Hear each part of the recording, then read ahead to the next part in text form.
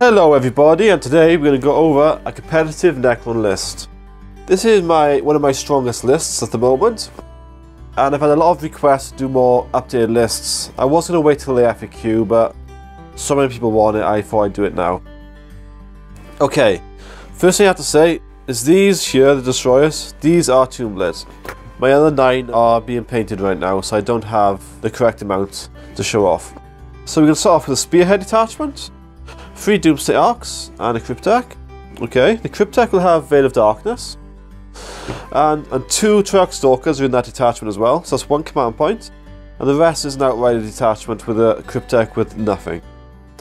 So in total I will have 5 command points for this list, and the relic will be the Veil of Darkness on the guy with the orange staff.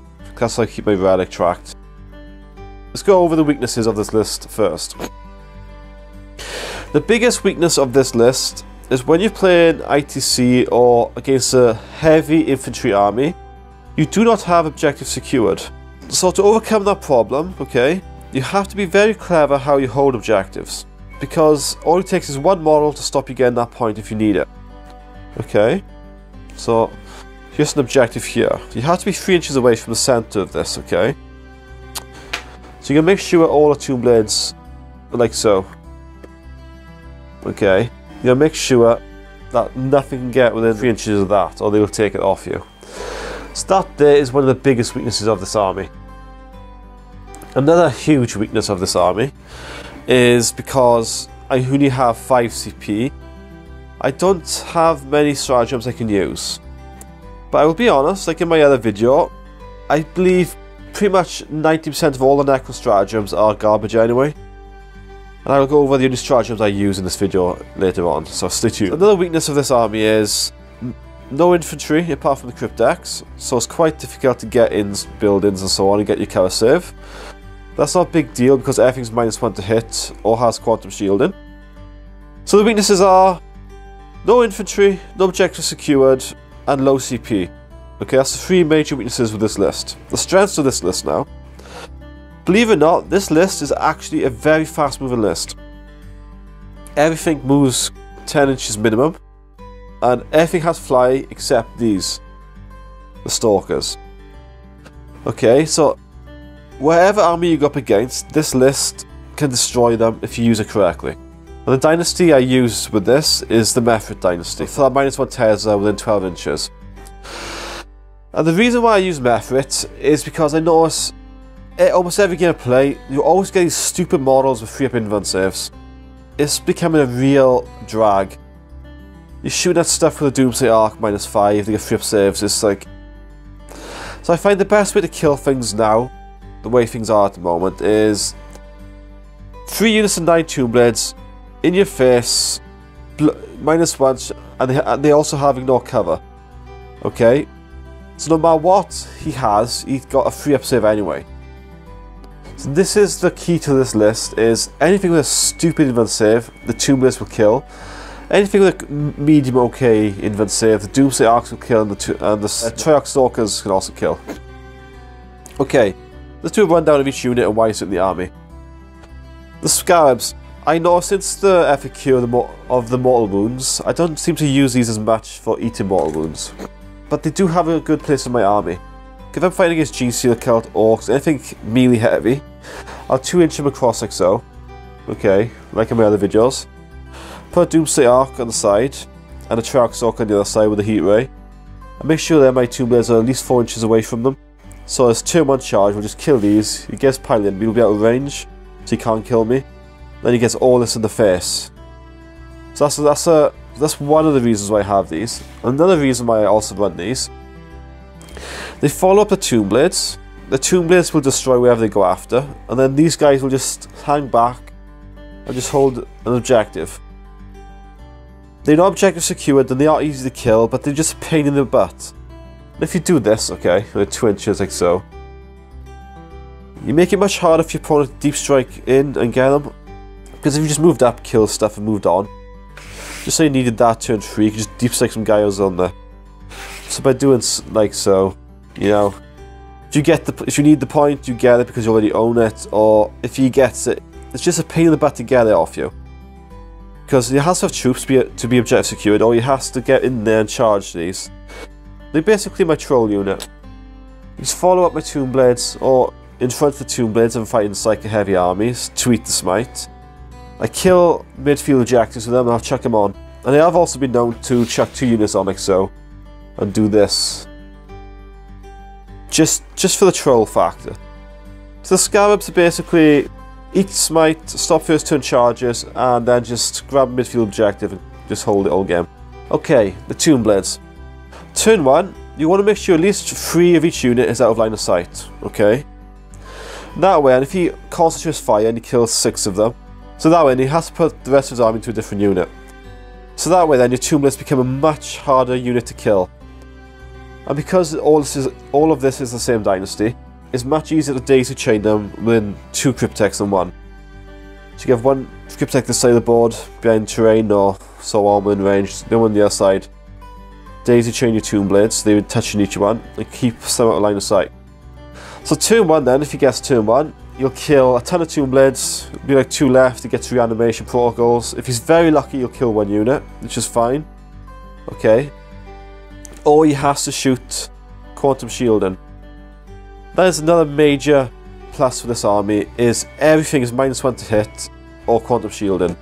Unless he really wants to kill these guys in shooting, which he's more than welcome to do. So the tactics of this now, okay, is you have the Warlord with a Veil of Darkness. This guy will sit back and hide whichever part of the board is the strongest and easiest to defend. Because he's a Warlord and he's a Cryptek, he's very weak and squishy, so you want to hide him, keep him near your Doomsday Arcs, and heal the Doomsday Arcs, okay? So your turn 1 then, you want to bring out all 9 Tomb Blades, and make a big massive Death Star, and have the Cryptek in the centre, okay? You want to daisy chain them, and you want to make sure at least 1 Tomb Blade from each unit is in range of that Cryptek. And when you start taking losses every turn, make sure you leave that one to last, okay? You need that 4+. Okay? And another good tip, if you lose like 6 Tomb Blades, don't just take them all from the one spot. Make your unit out of coherency like so, okay? So if you take all them losses now, on your turn you get reanimation, and because you've got such a limited window of reanimation area, you have to do this. But because you've left them like this, you can put them here, here, and here. If you had just those 3 with reanimation, it'd be a lot harder to reanimate. And your opponent can also stop you much easier by doing that. Your turn 1, move up. All your Tomb Blades become a big Death Star. You blast absolutely everything you can. Destroy as much as you can. Okay, these guys are there for toughness 4 or less, okay? Toughness 5 if you really need to. That's their turnout, that's their goal. They want to move up every turn, they want to clear objectives, they want to clear the squishies. They just want to cause as much problems as possible. Okay? So let's talk about the Triarch Stalkers. I run 1 Heat Ray, which I use the black one. It's unpainted. As a Heat Ray, the rest, those 2 are Heavy Gauss Cannons. What I do, I'd have the Stalkers then. On the inside of my deployment area, next to the Doomsday Arc. So wherever Deep Strike's in, can't charge that because it doesn't have fly. So they'll probably go after the Doomsday Arc. The Heat Ray runs up behind the Tomb Blades and shoots at wherever the Tomb Blades need to shoot at. So that way then you're hitting off 3s, rerolling 1s with tears, and that is amazing. You won't believe how powerful the Triarch Stalkers are with Tomb Blades. Another good thing I like about this list is it's very good against Knights. What you want to do against a Knight, right? Just pretend you forgot about the Triarch Stalkers, okay?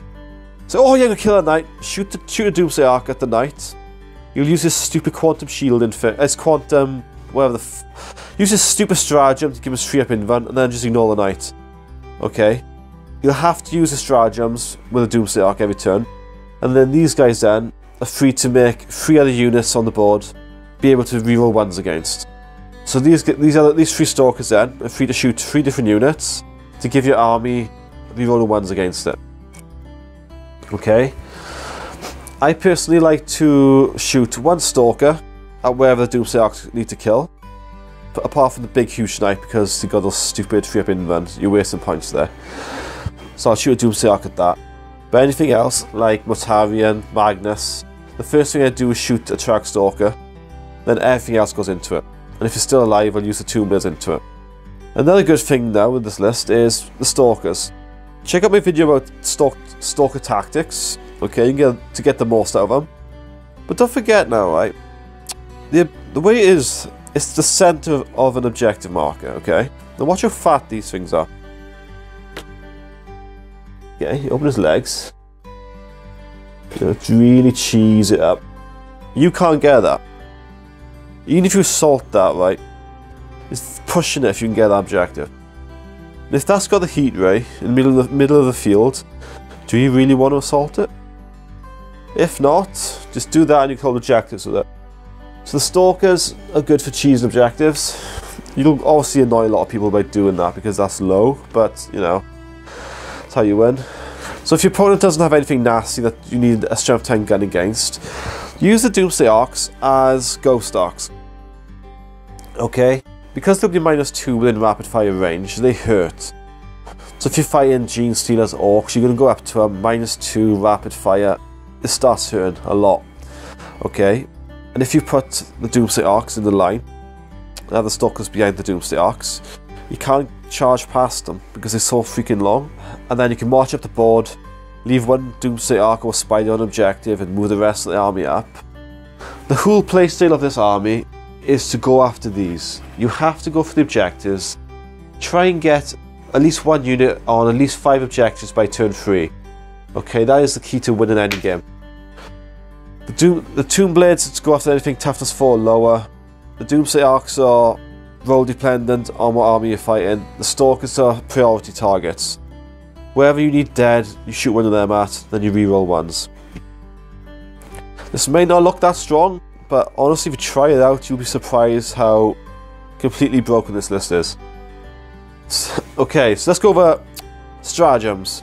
The only stratagems I use for this army is the reroll 1 dice in the rulebook, and I also use Talent for Annihilation from the Mephrit Dynasty Pacific Gem.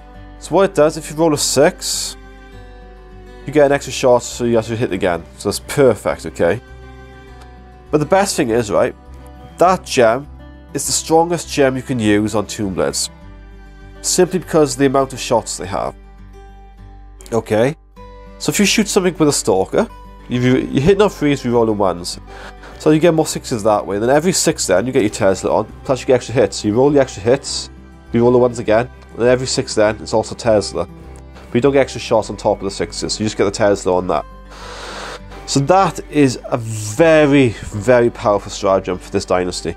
And you will be very surprised how dangerous it is. So that is the only 2 stratagems I use. And if I'm fighting against a sniper heavy army, I will use the Resurrect Cryptek. Okay, and that's it. Another major tip you need to know with this may look weak against melee armies, but it's extremely powerful against melee armies. The only thing you have to do, okay, is make sure you can only charge the Tomb Blades. 9 Tomb Blades in Overwatch is absolutely insane. I've killed Hive Tyrants in Overwatch, I've killed tanks in Overwatch. I killed 27 Orcs last time I fought Orcs in Overwatch with 9 Tomb Blades. 27 Orcs. Okay? But the only weakness you have with this, make sure there is no line of sight blocking terrain within charging range. Okay, if you put your big blob in the middle as a big massive wall, like a big L shape, and you got guys hiding, he will charge you and you can't overwatch because you can't see him. So you gotta make sure you come back a bit so you can come out and then charge you. Okay, so you need to plan your games ahead. So this will take a bit of skill to get used to, but once you've mastered this, you'll basically win every game you play. So your opponent has to pick between -1 or quantum shielding. It's a hard choice either way. The only weakness you have is objective secured and lack of troops and lack of CP, but you don't need them because these ignore cover, so they'll save CP every turn. They -1 AP within half range. They move 14 inches, and they also got a stratagem to give them extra shots if they need it. That is my top list, my top all-comers list. I know a lot of you in the comments will say, oh, you can just drop this, take troops, or you should take destroyers. I've used destroyers. they're nowhere near as good as 9 Tomb Blades. Especially with Triarch Stalker backup. Okay? And another reason why I take 3 Stalkers. On their own, a Stalker's nothing. It's 125 points, 2 shots, it's nothing. We have 3 together, 6 shots, d6 damage every turn, it starts adding up. If you get the Melter in range, it just really starts to hurt. So that is it, basically. So, I hope you enjoyed, and you're welcome to spam the comment section because saying you should take this and that and so on. But I will do extra lists next. I will do one with troops, I will do one with different playstyles like I did last time, and you can pick which one you want to use. And of course, this is my list. This is for my playstyle. This works perfectly with me. Okay, if you don't play like me, you're going to have a hard time. Or you'll have a harder time. So, take this list, use it a few times, and feel free to change parts that you don't like. Match your playstyle. There's nothing worse than somebody who just copies a list off the internet and then expects to win every game. If you don't make the list yourself, you don't know how to use it 100% to its full potential. Okay? So have a few games, modify it and see what you like and change it, okay? This is not set in stone. It's just what I use and what I like. So, thank you all for watching and I will catch you in the next video. Oh, before I go, Warlord trait is Immortal Pride for the Death Star. So if you kill 8 Tomb Blades, no CP is needed again for morale test. So therefore I need no CP to keep this alive. And now I will catch you again next time.